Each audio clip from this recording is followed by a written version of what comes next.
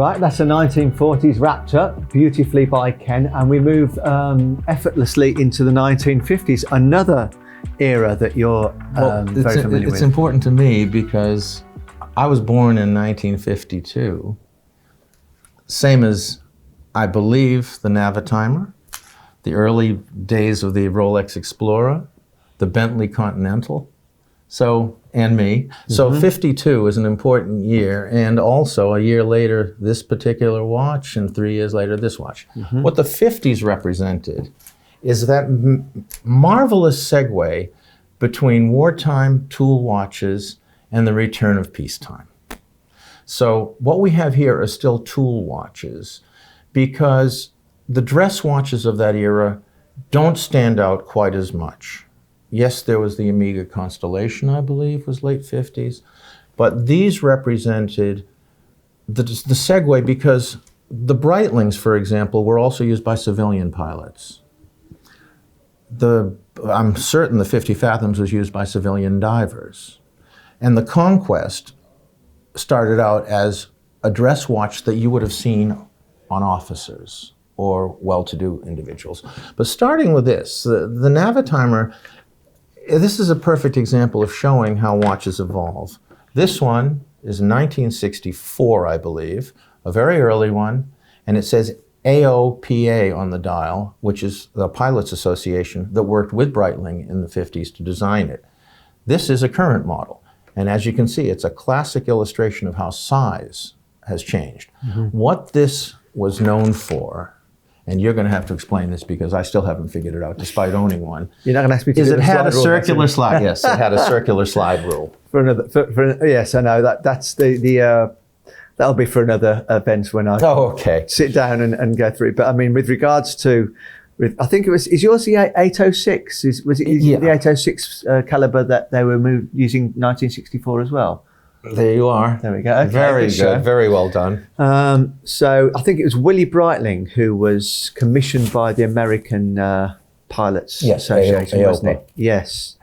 And I believe the only at first they didn't have any branding or any logo on them, did they? And the little dots around the edges. I think in the 1950s models they had 125 dots, grains of rice, I think they call them. Okay, and then in the 1960s, I think they put less on there. They put like 93 or something. So that's another way of identifying. How the collectors can identify them. Apparently, it was reissued as a very limited edition for the anniversary, but I believe they went over that. Yes, okay, it's one of those things where one of the important fashions in collecting now are limited editions that are targeted at specific groups. So targeting AOPA members who don't own an original. Okay. It's a similar situation with the 50 Fathoms. This is a watch that was actually dormant for years. The guy who was in charge of Blancpain between 1950 and 1980, Jean-Jacques Fichter, he was a diver himself. A couple of French divers after the Second World War were looking to develop an elite group of divers. And they wanted to commission a watch specifically for their diving group. And at that time, there wasn't much take-up from many of the brands with what they requested as to be part of the remit of making the watch.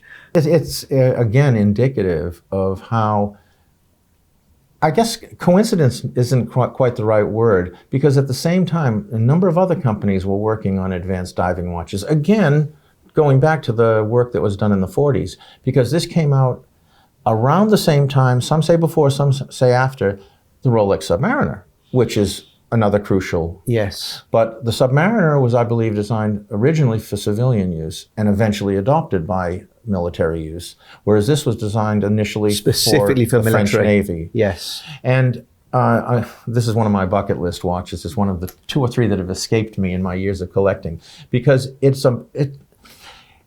as you say, they presented the specification. And you can see, without any question, why a diver would find this absolutely a perfect tool, because of the primary consideration beyond the water resistance of visibility. Now, I don't do scuba, but scuba became a thing in the 50s. which is why the 50s was the decade of diving watches, whereas the 40s was the decade of military watches. You have to look at the larger picture, to the societal changes, to see what moves the watches. When we get ahead in a couple decades, it was the yuppie era. Now we're in a period of there's more disposable income, for example, and tastes have spread. This is an example, a perfect illustration of how scuba became an important leisure sport. Again, the military crossing into the civilian side. And this watch, I believe, is probably now Blancpain's strongest family. Yes, most definitely.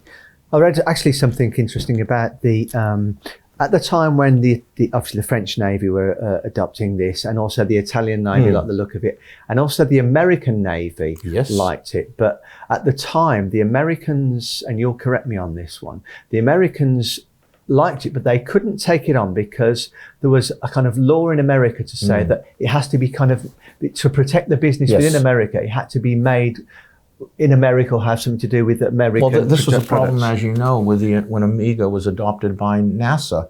They wanted an American-made watch, and what you have to realize is that in the 50s and right until I think probably the end of the 60s, America had a very strong watchmaking industry. Like Britain, it lost that to the Swiss and the Japanese, and for military usage to have anything foreign. I'm an American, but I will admit that this is a type of xenophobia. I understand wanting to protect the local industries, but this was adopted, but with a different name, if you remember correct. I think it was called Rayville. Okay. Which was Villeray turned around. Okay. And the American ones that haven't been destroyed after their usage because military materiel is not allowed or not supposed to get into civilian hands, which is why it's such a miracle that so many collectors have military watches. But the American versions of those are now worth a tidy sum. I'll bet. When they were sold for a period of time. Going back to that American situation, I believe that there was a friend of the CEO of Blancpain who was an American, and he, in order to try and overcome the situation of getting something made within America, there was a jewel company in Missouri, the Missouri Jewel Company.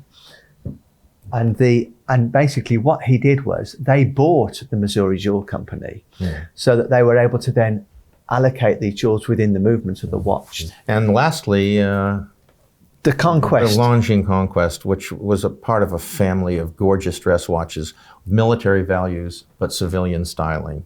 And this is one of the more popular ranges. Again, they're also incredibly affordable for what you get. Longines Heritage is second to none.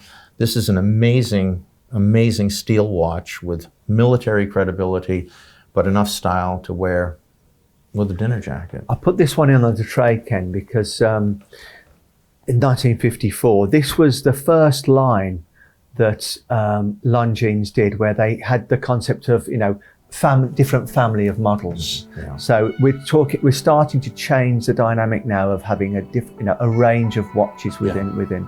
So the Conquest, which obviously is very successful today, 1954.